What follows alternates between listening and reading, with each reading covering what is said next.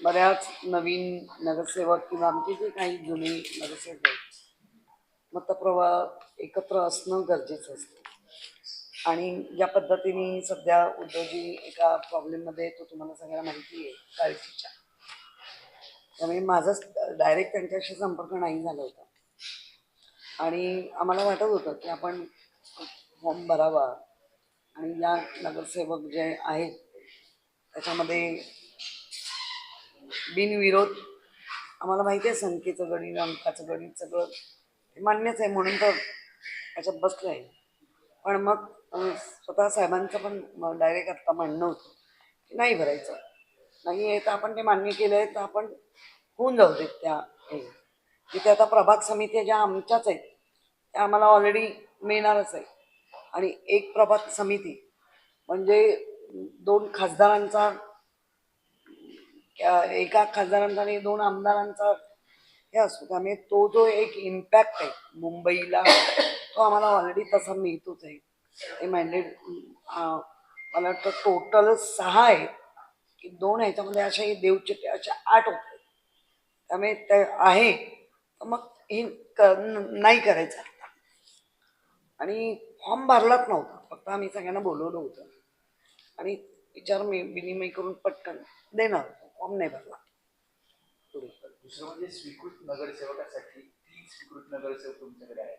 मनसेचा असा आग्रह आहे की 1 स्वीकृत नगरसेवक त्यांना द्यावा, तर असं काही होणार किंवा चर्चा झाली नाही. आता तो पण प्रश्न मनसेचे प्रमुख किंवा माझ्या पक्षप्रमुख या दोघांमध्ये विचार विनिमय होईल ना. आणि जो विचार होईल विचार किंवा एक मत ते तुमच्यापर्यंत आम्ही सांगणारच. म्हणजे अद्याप आत्तापर्यंत आमच्याकडे ती कुठलीही माहिती नाही, कारण ते दोन्ही पक्षप्रमुखांचं इच्छेचा किंवा संमतीचा प्रश्न आहे. त्यामुळे जेव्हा आमच्यापर्यंत येईल, आज ज्येष्ठ महापौर म्हणून माझ्या आधी झालेल्या आणि 7 टर्मला निवडून आलेल्या श्रद्धा जाधव स्वतः सोबत आहेत. त्यामुळे आमच्या पक्षाचं जोपर्यंत पक्षाकडून आम्हाला काही कळत सांगितलं जात नाही, पक्षप्रमुखाकडनं बऱ्याच गोष्टी कधी कधी तुमच्याकडनं येतात पण त्या झालेल्या नसतात. म्हणजे तुम्ही आज कोणीतरी मला फोन केले, ही नावं मी गडबडीत होते हो, पण ते पक्क झालेलं नव्हतं. त्यामुळे तयारी होती, म्हणजे अर्ज भरण्याची तयारी होती? नाही ना, ती पण नाही केली. फक्त एकत्र बोलवलं होतं, तयारी नाही केली. मनसेअध्यक्ष राज ठाकरेंनी आज एकनाथ शिंदेची भेट घेतली. या भेटीकडे तुमचा पक्ष कसा बघतो? कारण तुम्ही काही नाही बघत. त्यांचं जर काम असेल आणि उपमुख्यमंत्री म्हणून ते काम करतायत आणि ते जात असेल तर त्यांचं काय काम होते ते आम्हाला कुठे माहिती आहे. त्यामुळे काय एवढं त्याला आम्ही पण सिरियसली, काम असू शकतं. उद्या महानगरपालिकेचं एखादं काम मुख्यमंत्र्यांकडेच जाऊन आम्हाला बोलायचं आहे आणि मुख्यमंत्र्यांकडनंच महापालिकेच्या काही गोष्टी ना, तर आम्ही जाणार किंवा जाऊ शकतो किंवा आमच्या पक्षप्रमाणे करू शकतो. त्याच्यात एवढं काय, ठीक आहे. दुसरं, राज्यसभेची एक आता जागा रिक्त होत आहेत आणि महाविकास आघाडीचं संख्याबळ पाहता एकच कोणीतरी निवडून येऊ शकतं. मग शरद पवारांना पाठिंबा देणार की उमेदवार वेगळा कोणी आपण देणार आहोत? मग हा पण प्रश्न माझा आहे का? मी नगरसेवकांमधनं महापौर झाली, ते पण पक्षाने आशीर्वाद दिले म्हणून.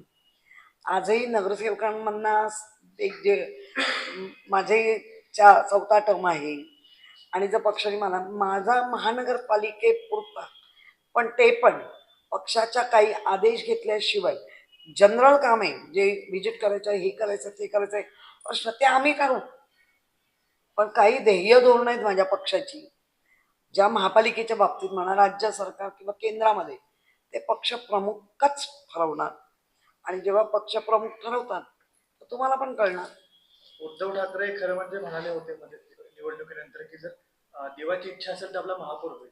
आपण महापौर जी निवडणुकीची बिनविरोध केली, स्थायी समिती निवडणूक परत बिनविरोध होते, असं का होतंय नक्की?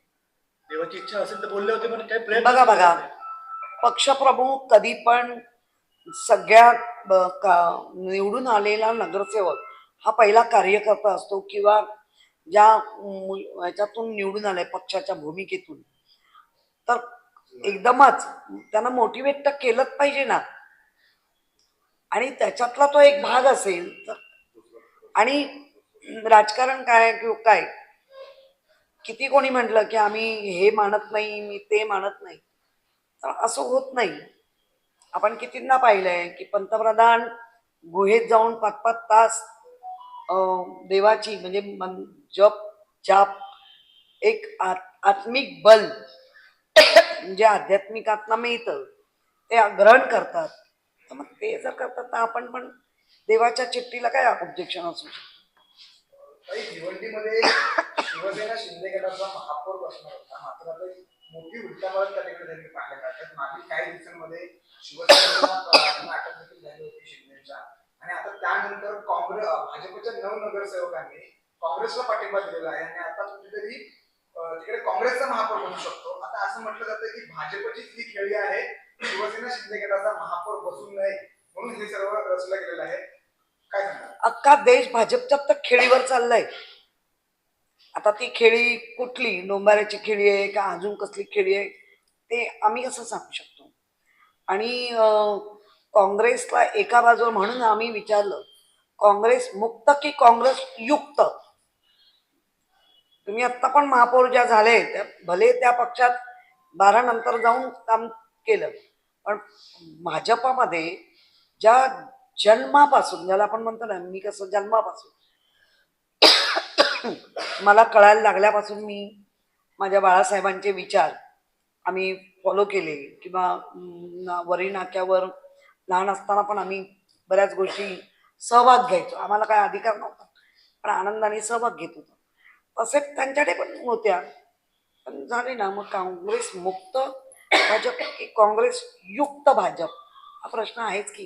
नाही, मग असे डावपेच जे आहेत ते भविष्यात शिवसेनेला खूप त्यांना सामोरं जावं लागेल. अशा डावपेचांना भाजप व शिंदेसेना अशा अनेक डावपेच भविष्यामध्ये करू शकतात. बघा, शिंदे सेना कशी आली, हे भाजपने जन्म घातलेला सेना आहे. बाळासाहेबांनी जन्म घातलेली सेना आम्ही आहोत. आता ते संविधानिक कोर्टामध्ये लोकशाहीच्या मार्गाने कोर्टात लढतोय आम्ही. कोर्टाचे कामकाज तुम्ही सगळे बघताय. देशाचा एक पूर्ण संविधानिक बाजू कशी कुठच्या बाजूला वळते. त्यामुळे भाजपने जन्म घातलेला शिंदे पक्ष आणि मूळ पक्ष असा त्या आता आम्ही तो पण विषय सोडलाय. जेव्हा कोर्टाला उद्धवजींनी तेव्हाही सांगितलं 50 वर्षांनी पण न्याय मिळेल. याचा अर्थ ही भारताची लोकशाही आणि संविधानाच्या मधून जे आपण नागरिक म्हणून हक्क मागतो त्या हक्कांचं काय होत आहे. म्हणजे जेव्हा पाहिजे तेव्हा झटपट कोर्ट लागतं, जेव्हा नाही पाहिजे तेव्हा लॉंग म्हणजे अगदी दूरपर्यंत तारीख पे तारीख चालते. गोपाल शेट्टी बीजेपी नेता ने आयुक्त के साथ मीटिंग ली जिसमें कहा जा रहा है कि जो बिल्डिंग्स को ओसी नहीं है मुंबई में उनको ओसी दी जाएगी. 800 स्क्वायर फीट उससे ज्यादा जो घर है उनको रेगुलराइज किया जाएगा. ये रेव्हेन्यू का म्हणजे प्रश्न आहे. हा रेव्हेन्यूचा प्रश्न आहे. त्याला कसा टायटल करायचा ते आम्हीही बघू ना. कारण ज्या पद्धतीने ज्यांची ओसी नाही मग त्यांना महानगरपालिका सहानुभूती धोरणावर पाणी देतं, त्यानंतर सहानुभूती धोरणावरती लाईट देतं. तर ते उलट जो नागरिक बिचारा घेतो, मग तो कोणी असेल, तो मराठी आहे का, तो गुजराती आहे का, तो आहे, यांच्या काही जी धैर्य धोरणं आहे ती काही कम्युनिटीसाठीच करतात.